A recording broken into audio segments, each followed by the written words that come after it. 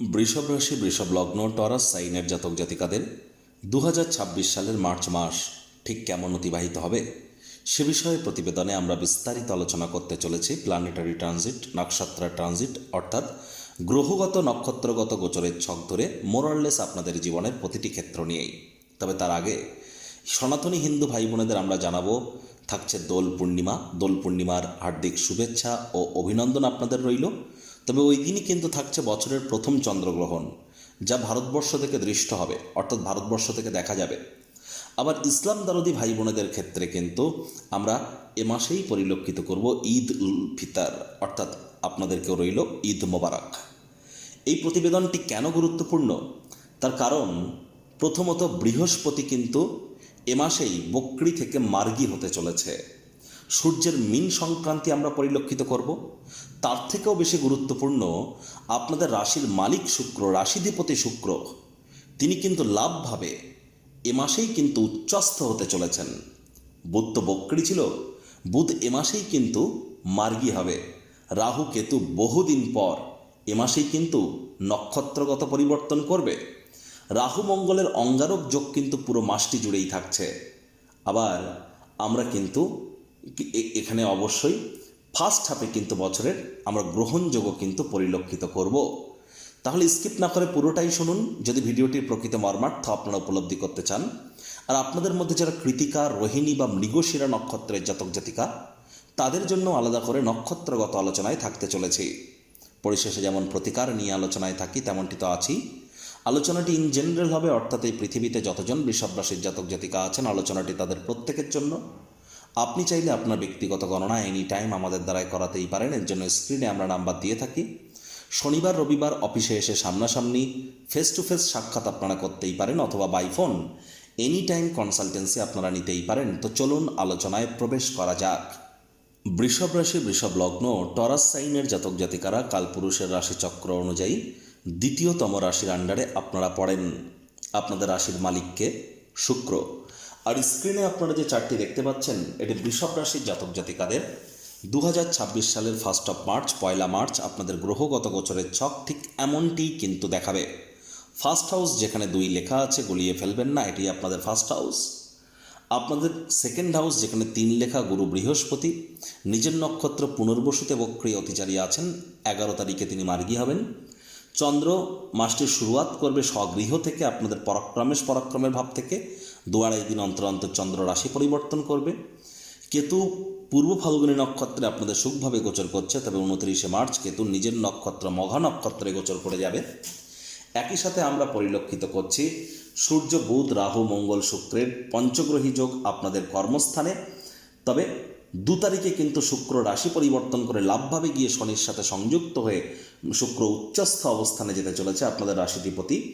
আর সূর্য 15 তারিখে রাশি পরিবর্তন করে শুক্র শনির সাথে সংযুক্ত হবে আপনাদের লাভভাবে, এবং মীন সংক্রান্তি ঘটবে। রাহু মঙ্গলের অঙ্গারক যোগ পুরো মাসটি জুড়েই কিন্তু আপনাদের ক্ষেত্রে আপনাদের কর্মস্থানেই থাকবে। বুধ 21 তারিখ পর্যন্ত বক্রী, তারপর মার্গী হয়ে যাবে।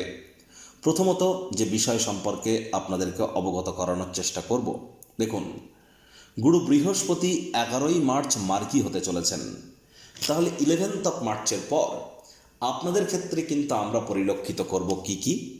প্রথমত, যারা অকাল্ট ফিল্ড, জ্যোতিষ চর্চা, গবেষণামূলক পড়াশুনো, পিএইচডি লেভেলের পড়াশুনো, বিদেশি ভাষা শিক্ষার চেষ্টা করছেন, বা তাদের ক্ষেত্রে কিন্তু সময় সুযোগ দুর্দান্ত।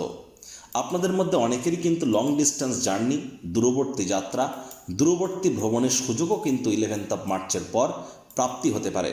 আর সেই ভ্রমণ অত্যন্ত আনন্দদায়ক এবং জ্ঞানবর্ধক কিন্তু হতে চলেছে। স্বামী স্ত্রী আপনারাও একসাথে কোথাও রোম্যান্টিক ভ্রমণে কিন্তু যেতে পারেন। একই সাথে আপনাদের ক্ষেত্রে আমরা যে জিনিসটি পরিলক্ষিত করব 11 মার্চের পর, আপনাদের কর্মক্ষেত্রে যে একটা দুশ্চিন্তার মহল থাকতে চলেছে 11 মার্চের আগে পর্যন্ত, কর্মক্ষেত্রে আপনাদের দুশ্চিন্তার মহল থেকে কিছুটা হলেও রিলিফ কিন্তু আপনারা 11 মার্চের পর থেকে প্রাপ্তি করবেন। একই সাথে আপনাদের রাশির মালিক শুক্র 2 মার্চ, মার্চ মাসের 2 তারিখে লাভভাবে গোচর করে উচ্চস্থ হবে। তাহলে বৃষভ রাশির জাতক জাতিকাদের উপরে অর্থের বারিশ কিন্তু হতে পারে। 2 মার্চের পর আপনারা আপনাদের কার্ডগুলিকে সঠিক ওয়েতে যদি ইউটিলাইজ করতে পারেন, মস্তিষ্ককে সঠিক ওয়েতে যদি ব্যবহার করতে পারেন, অতিরিক্ত কিছু আর্থিক মুনাফা আপনারা অর্জন করতে চলেছেন। আয় ইনকামের নতুন পথ আপনাদের সামনে খুলে যেতে পারে। আর একই সাথে কিন্তু অবশ্যই আপনারা আপনাদের প্রেমের জীবনকে সার্থক করতে পারেন। তবে হ্যাঁ, 21 তারিখের আগে পর্যন্ত যেহেতু বুধ বক্রি আছে, তাহলে 21শে মার্চের আগে পর্যন্ত share market, stock market, crypto market, currency market, commodity market, metal মার্কেটে যারা বিশেষ করে ট্রেডিং করছেন তাদেরকে অত্যন্ত প্রিকশন নিয়ে চলতে বলবো। মার্কেট কিন্তু 21 মার্চ পর্যন্ত অত্যন্ত ভলাটাইল হয়ে যেতে পারে। আর আমরা কিন্তু একটা সময় পর এ মাসেই কিন্তু গোল্ড সিলভারকে আমরা কিন্তু কারেকশনও করতে দেখব। আর এখানে কিন্তু আপনাদেরকে অবশ্যই নজর রাখতে হবে, যারা অত্যন্ত এক্সপেরিয়েন্সড আছেন তারাও কিন্তু না চাইতেও কোনো ভুল করে বসতে পারেন, কারণ বুধ রাহুর জড়ত্ব যোগও কিন্তু থাকছে। তাহলে মেজর কোনো ডিসিশন লাইফের ব্যাপারে, গুরুত্বপূর্ণ কোনো সিদ্ধান্ত একা যেন গ্রহণ করবেন না। আলাপ আলোচনা করুন, তারপর সিদ্ধান্ত নিন, সেটি আপনাদেরকে বেটার করবে। আর 11 মার্চের আগে পর্যন্ত রাহু মঙ্গলের অঙ্গারক যোগ যেহেতু থাকছে আপনাদের কর্মস্থানে, কর্মক্ষেত্রে কিন্তু মানসিকভাবে শারীরিকভাবে আপনারা একটু বিব্রত থাকতে পারেন 11 মার্চ পর্যন্ত। 11 মার্চ পর্যন্ত আপনাদের কর্মক্ষেত্রে আপনার কোনো কলিগের সাথে অহেতুক তর্ক বিতর্ক, বাক বিতণ্ডার যোগও পরিলক্ষিত হচ্ছে। অফিসে থাকাকালীন সময়ে শরীরে চোট আঘাতও কিন্তু আপনাদের লাগতে পারে, বিশেষ করে পায়ের অংশে খুব খেয়াল আপনাদেরকে রাখতে হবে। মুখেও কিন্তু আপনাদের চোট আঘাত কিন্তু লাগতে পারে, এ বিষয়েও সচেতন থাকতে হবে। আর এখানে কিন্তু অবশ্যই দেখুন, শনি মহারাজের তৃতীয় দৃষ্টি কিন্তু আপনাদের রাশিতে থাকছে। চোখ কান খোলা রেখে আপনারা এগিয়ে যান, তা না হলে কিন্তু আপনাদের ক্ষেত্রে এ সময় মানসিকভাবে বিব্রত হওয়ার যোগ, যেমন আপনার বিরুদ্ধে কিন্তু চক্রান্ত ষড়যন্ত্রও কিন্তু চলছে। বিশেষ করে সরকারি চাকরিজীবী, নেতা, মন্ত্রী, এমএলএ, এমপি যারা আছেন তাদের ক্ষেত্রে আমি বলছি 15 তারিখ পর্যন্ত কিন্তু খুব সাবধানতা অবলম্বন করে আপনাদেরকে চলতে হবে। চরিত্রে দাগ লাগানোর চেষ্টা করা হতে পারে, প্রতারণার শিকার হতে পারেন, কোনো স্ক্যামের শিকার হতে পারেন, এমন কোনো জিনিস যা আপনি করেননি তার কারণেও কিন্তু আপনাকে শুনতে হতে পারে। এ বিষয়ে একটু নজর প্রদান করবার প্রচেষ্টা আপনারা করুন। আবেগের বশবর্তী হয়ে কোনো প্রকার ভুলভাল সিদ্ধান্ত যেন গ্রহণ করবেন না। আর চঞ্চলতার মাত্রা বেড়ে যেতে পারে, রাগ বেড়ে যেতে পারে। আর অলরেডি আপনারা লক্ষ্য করে দেখুন, আপনাদের রাগ কিন্তু একটু হলেও বেড়েছে, চঞ্চলতা একটু হলেও বেড়েছে বিগত 1 সপ্তাহ মতো হলো। আর এজন্যই কিন্তু আপনাদেরকে বলছি, রাগ চঞ্চলতাকে একটু কন্ট্রোলের মধ্যে রাখুন। রাগের বশবর্তী হয়ে কোনো প্রকার জীবনের ব্যাপারে ভুল সিদ্ধান্ত কিন্তু আপনি নিয়েই ফেলতে পারেন। তাহলে অবশ্যই বিবেচকের মতো বিবেচনা করবার চেষ্টা করুন। আর এ সময় কিন্তু আমরা আরও যে জিনিসগুলি পরিলক্ষিত করব সেটি কি, দেখুন, রাহু পূর্ব ভাদ্রপদ নক্ষত্রে গোচর করে যাবে 16 তারিখে, আর কেতু 29 তারিখে মঘা নক্ষত্র নিজের নক্ষত্রে গোচর করবে। সূর্যও কিন্তু 18 তারিখের পর উত্তর ভাদ্রপদ নক্ষত্রে গোচর করে যাবে। আবার চলছে গুপ্ত নবরাত্রি 9 মার্চ পর্যন্ত। কালা জাদু, তান্ত্রিক ক্রিয়াকলাপ, এই ধরনের ক্রিয়াকলাপের মাত্রা কিন্তু বেশি থাকতে চলেছে, সাবধান থাকতে হবে।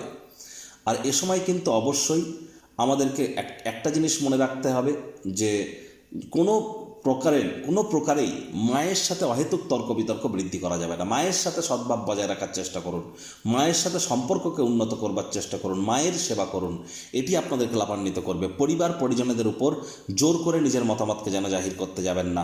ছোটোখাটো ব্যাপারে অন্যের বিষয়ে ভুল ত্রুটি ধরার স্বভাব থাকলে ত্যাগ করুন, তা না হলে সম্পর্কের অবনতি কিন্তু আপনাদের হতেই পারে। 3 তারিখ থেকে 20 তারিখ এই সময়টিতে আপনারা আপনাদের মেজাজকে যদি কন্ট্রোলে রাখতে পারেন বেটার ফল পাবেন।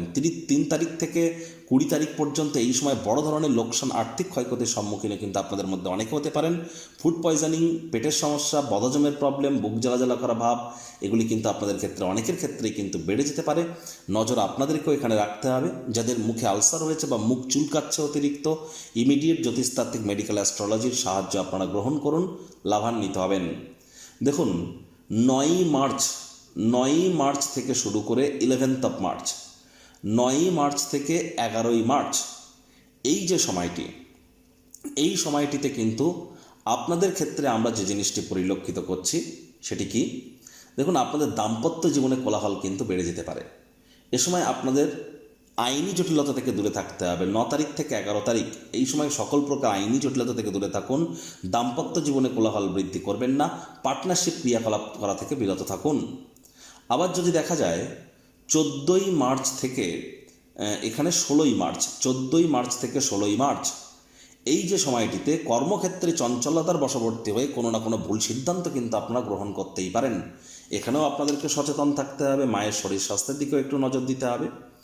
আবার 16ই মার্চ থেকে 18ই মার্চ 16ই মার্চ থেকে 18ই মার্চ এই সময়টিতে কিন্তু আপনাদেরকে আমরা বিশেষ করে বলবো যে আপনাদের কর্মক্ষেত্রে কোনো প্রকার গুরুত্বপূর্ণ সিদ্ধান্ত গ্রহণ করবার আগে গুরুজন বিশেষজ্ঞদের পরামর্শ নিয়েই কিন্তু আপনাদের এগিয়ে যাওয়াটা বেটার পরিগণিত হবে। আর 14 তারিখ থেকে 16 তারিখ এই যে সময়টিতে ভাগ্য কিন্তু আপনাদেরকে পূর্ণ সঙ্গ প্রদান নাও করতে পারে। এ সময় পিতার শরীর স্বাস্থ্যের দিকে একটু নজর দিন। আর নাতি নাতনি পুরনো দিনের বন্ধুবান্ধবদের কিন্তু এ সময় আপনারা মিস করতে পারেন।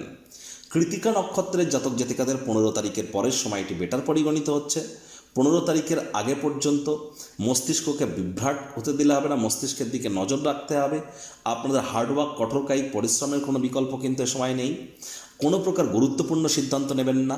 আর কৃতিকা নক্ষত্রের জাতক জাতিকা হয়ে যদি সরকারি চাকরি করেন, রাজনীতি করেন বা আপনি অ্যাডমিনিস্ট্রেটিভ লেভেলে আছেন, তাদেরকে অত্যন্ত প্রিকশন নিয়ে চলতে হবে। রোহিণী নক্ষত্রের জাতক জাতিকাদের ক্ষেত্রে 9 তারিখ থেকে বলতে গেলে 18 তারিখ এই যে সময়টি আপনাদের একটু প্রিকশন নিয়ে চলার টাইম। 9 তারিখ থেকে 18 তারিখ, যদিও মাঝে 11 তারিখ 12 তারিখ 13 তারিখ আপনাদের ঠিকঠাক যাবে। 9 তারিখ থেকে 18 তারিখের মধ্যে 12-13 তারিখ বাদে বাকি যে দিনগুলি আপনাদের অত্যন্ত প্রিকশন নিয়ে চলতে হবে, কনসিস্টেন্সি মেনটেন করে চলতে হবে। গুরুত্বপূর্ণ কোনো পদক্ষেপ না নেওয়াটাই বেটার। মৃগশিরা নক্ষত্রের জাতক জাতিকাদের ক্ষেত্রে পুরো মাসটি জুড়েই সাবধান থাকতে হবে। শরীরে চোট আঘাত লাগার যোগ কিন্তু পরিলক্ষিত হচ্ছে। দাম্পত্য জীবনে কলহের মাত্রা কিন্তু বেড়ে যেতে পারে, খরচের মাত্রা বেড়ে যেতে পারে, রাগ কিন্তু আপনাদের বেড়ে যেতে পারে, চোট আঘাতও কিন্তু লাগতে পারে। নজর বজায় রাখুন। প্রতিকার স্বরূপ আলোচনা করতে গিয়ে আপনাদেরকে বলবো, স্ক্রিনে আপনারা দেখতে পাচ্ছেন নবগ্রহ বীজমন্ত্র। পারলে 9টি গ্রহকেই শান্ত রাখবার জন্যই নবগ্রহ বীজমন্ত্র প্রতিদিন আপনারা 108 বার করে জপ করুন। একবার মুখস্থ হয়ে গেলে মাত্র 10 থেকে 15 মিনিট লাগে। এটি মনুষ্য জাতির সৃষ্টি নয়, স্বয়ং ব্রহ্মদেবের সৃষ্টি, যে কখনো অনর্থ হতে পারে না।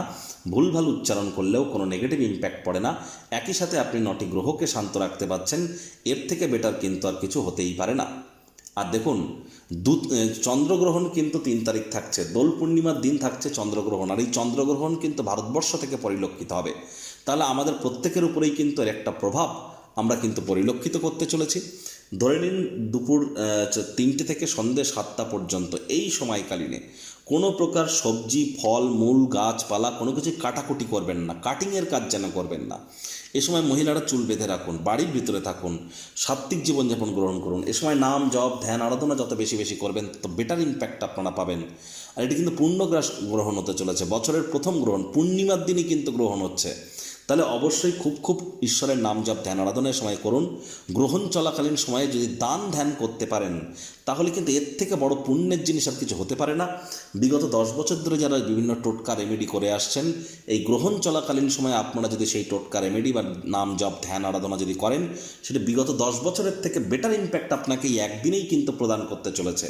সময়ের সুযোগের সদ্ব্যবহার আপনারা অবশ্যই করুন। যারা দীক্ষা নেননি, ইমিডিয়েট দীক্ষা গ্রহণ করবার চেষ্টা করুন। গুরু কিন্তু বাঁধগি হলেও তিনি কিন্তু অতিচারী থাকছেন, প্রোটেকশন কিন্তু তখনই আপনারা পাবেন।